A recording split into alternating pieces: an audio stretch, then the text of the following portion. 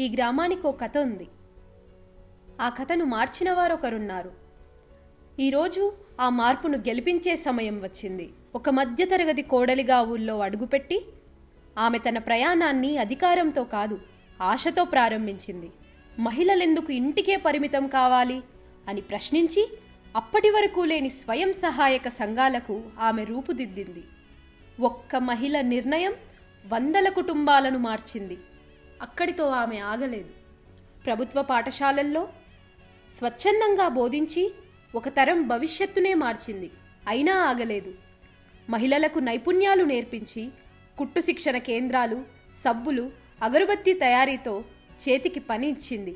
ఇంటికి ఆదాయం తెచ్చింది. ఆ సేవకు ప్రతిఫలం అధికారం కాదు, ప్రజల విశ్వాసం. అందుకే గ్రామం ఏకగ్రీవంగా ఆమెను ఎంపీటీసీ చేసింది. వందల మంది మగాళ్ల మధ్య వజ్రంలా వెలిగిన వనిత ఆమె. ఉప సర్పంచ్గా 5 ఏళ్లు సేవ చేస్తూ అభివృద్ధిని పనుల్లో చూపించింది.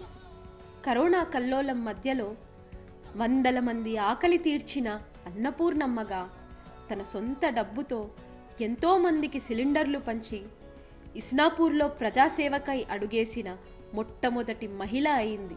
మహిళల కోసం ఒక కమ్యూనిటీ హాల్. ప్రభుత్వం కాదు, దాతలూ లేరు.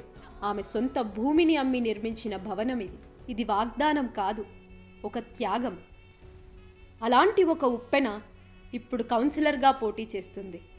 కొత్తగా కాదు, కొనసాగింపుగా. సేవను చూసి ఓటు వేయండి. త్యాగాన్ని గుర్తించి గ్రామ భవిష్యత్తును ఎన్నుకోండి. డబ్బు అయిపోతుందేమో, శబ్దం ఆగిపోతుందేమో, కానీ సేవ తరాల పాటు మిగిలిపోతుంది. అలాంటి సేవ కోసమే హస్తం గుర్తుకు ఓటేద్దాం. శోభక్కను గెలిపిద్దాం. జై హింద్.